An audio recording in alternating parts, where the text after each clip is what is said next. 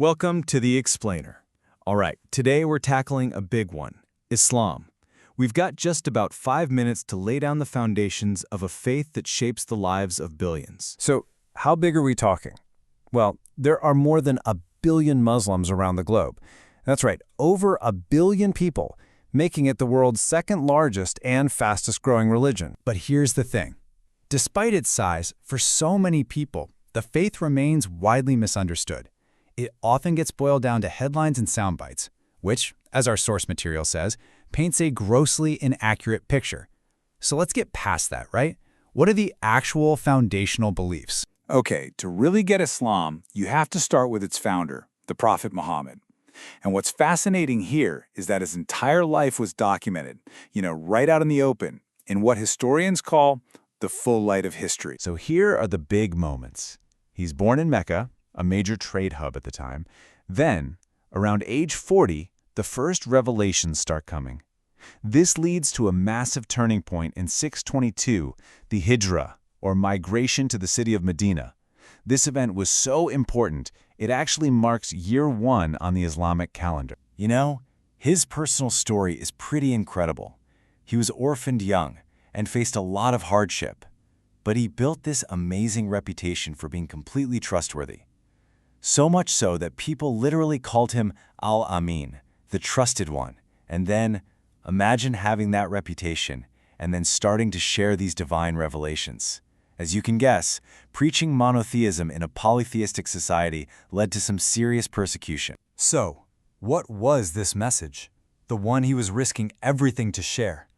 Well, it's the absolute core of the Islamic faith. That message is the Quran. And the name itself gives you a huge clue. It means the recitation. See, for Muslims, this isn't just a holy book written about God. No, it's believed to be the direct, unedited word-for-word message from God, which the Prophet Muhammad then recited to his followers. And you can tell just how central it is by its many names. Each one points to a different part of its role in a believer's life. It's not just scripture, it's also called the guide, the wisdom, and the remembrance of God. Now, if you had to boil the entire Quran down to one single core idea, this would be it, Tawheed. It's the absolute non-negotiable oneness of God. The central pillar of the faith is this simple, powerful declaration: there is no God but the one God. Okay, so you have this core belief in the one God. But how do you live that? How does it translate into actual practice, day to day? The answer is kind of perfectly hidden in plain sight, right in the name of the religion. The word Islam in Arabic means surrender or submission.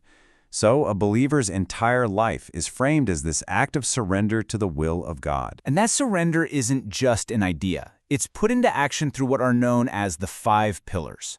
These are the essential acts of worship that really unite the community. You've got the public declaration of faith, ritual prayer 5 times a day, giving to the needy, fasting during the holy month of Ramadan, and then the pilgrimage to Mecca if you're able to do it. So these shared beliefs, these practices, they forged this incredible global community. But right at the beginning, that community hit a major crossroads, a question that would change its path forever. This idea of a single, unified community of believers, one that goes beyond tribes or nations, that's called the Ummah. But then, in 632, the Prophet died. And suddenly, the unity of the Ummah faced its first huge test. The question was simple, but the answer was, well, it was complicated. Who leads now? And the 2 different answers to that one question created the major split in Islam that we still see today.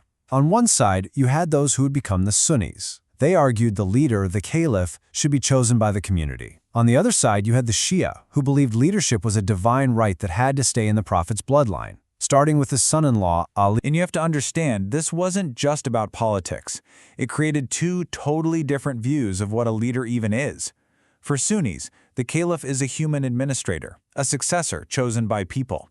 But for the Shia, the imam is so much more, a divinely chosen, infallible guide who carries the Prophet's spiritual authority. And look, this split from the 7th century isn't just some dusty old history. It is absolutely essential for understanding the politics and religion of the Muslim world today, where, as you can see, Sunnis make up the vast majority. All right, last stop. Let's talk about the ethical system that guides everything, for both the individual and the community. Let's talk about Sharia. Sharia might be one of the single most misunderstood parts of Islam, period. But the name itself tells you so much.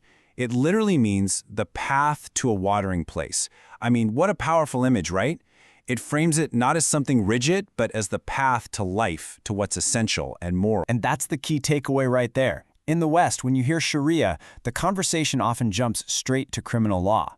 But that's just a tiny, tiny piece of the puzzle.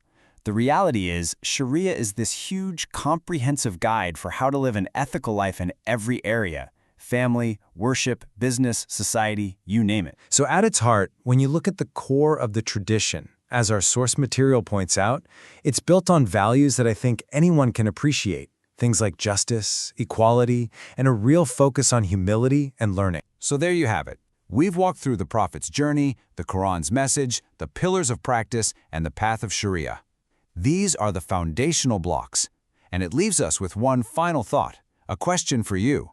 In a world with so many different beliefs, how does understanding the actual foundations of a faith change how we see its 1 billion followers?